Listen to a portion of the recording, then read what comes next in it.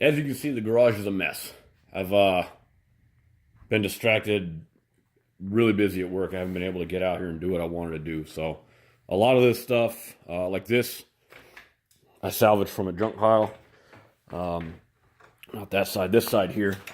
You can see a really shitty weld job on there. It's because it's galvanized and I didn't do a good job grinding it off. I didn't do any job of grinding it off. And then I've got my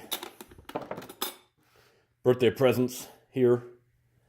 I haven't been able to put those away yet. So my parents bought me this guy, and there's a Craftsman over there. It looks like it's probably got some fire damage. It's pretty interesting looking. And then they visited for Thanksgiving weekend. So I went out and found this Sargent VBM locally. Pretty nice. I've got a Stanley scraper, but I don't have the one with the rosewood handle, so I noticed later that this nut here was missing, but oh well. Everything else seems to be good. I'm going to go ahead and probably just clean this up with dish soap. I haven't tried that yet. There's a guy online. Actually, he's the host of Plain Talk. I don't remember the name of that channel. Dusty Splinters, I think. And that's one of the techniques he uses. I've traded a couple planes back and forth with him, and the ones I've gotten from him look incredible. So my girlfriend's parents found this 607 here at a show in upstate New York. So I'm going to use that technique on this one, get it cleaned up, and then I'm going to do what I can to patch that chip there. I got this plumb bob at the same place I got that scraper, and I just thought it was neat coming with the holster and all. So pretty cool. Parents brought me this one. This is a Weatherby. I think they picked it up for a couple bucks in Montana. Doesn't want to focus. So that one's pretty cool. And then they got girlfriend's parents picked this one up at the same time they bought the 607. So pretty nice one as well. I'm not sure what I'm going to do with that. It's probably nicer than the one I've already got, so I might clean up the other one and sell that. But I got to start cleaning those up. I'm going to use the dish detergent method. Locally, a guy posted had a lot that he's trying to get cleared, a bunch of mesquite. So I went out there and went through a lot of it with the Alaska rig here off camera. And unfortunately, most of it was the largest pieces. There was one piece that was definitely probably almost 30 inches across. And, you know, my 27-inch cut width with my 36-inch bar wasn't quite enough. And there was a lot of nails in there. At the end of the day, I got it cut open, and it was mostly rotten on the inside.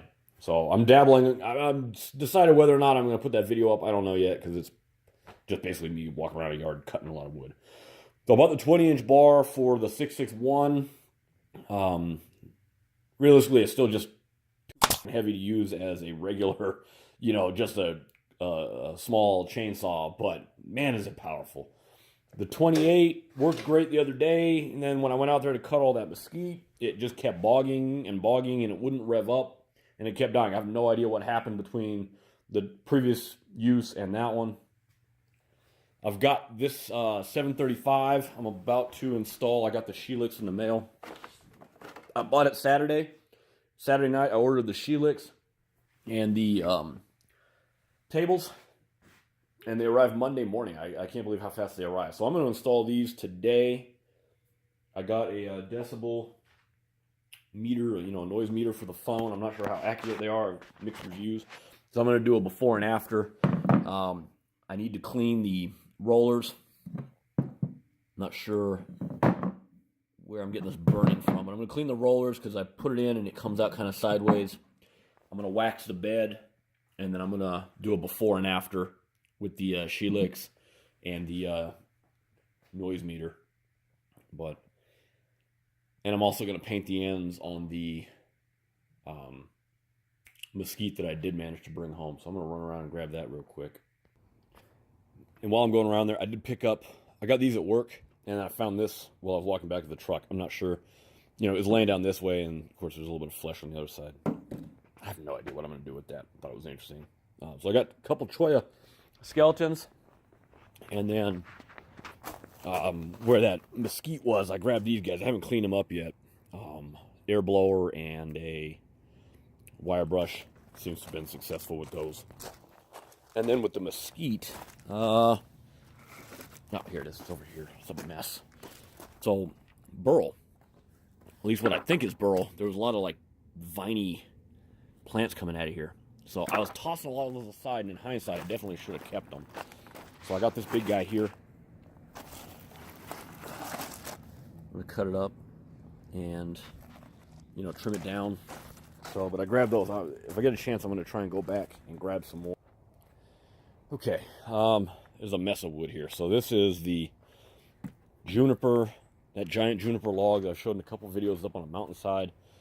And it's very light. And I don't know if it's just because it's extremely dry and juniper's a light wood, or if it's a lot more punky than it seems. So this piece, pretty much everything you see here in this pile except for this piece. This piece I already had. I found that at work. And that was my, if you look at my video on the first use of the Alaska mill, that's what that video is from. That's what this log was used in. But the rest of the stuff I grabbed. And I haven't painted the ends on this, so I'm going to paint the ends on it yet. These were actually like 7 feet long, but half of it was completely rotten. So I ended up just cutting half and then taking home, you know, the part that was mostly not rotten. Like here, fairly rotten, same thing. This was, I'm not really sure if I'm going to be able to use any of that. You know, I got these pieces here, so I'll be able to get some use out of it. I'm not sure how much, but I'm going to paint the ends on that. And then what I realized the other day is I haven't done a side-by-side yet, but I think I'm going to be able to use that to replace the horn on, you know, what I call a beaver tail, because I'm used to handguns, but people that don't use handguns don't understand that. So the horn on hand planes with the rosewood, I'm going to try and use mesquite to fill that in when they're broken.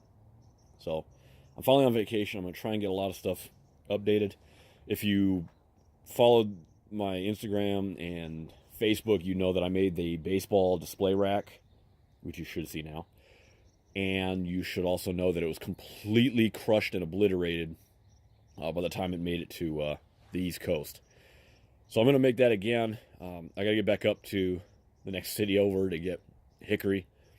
And I'm going to try again. So this vacation is going to be catching up on that and, you know, cleaning up some of this, hopefully.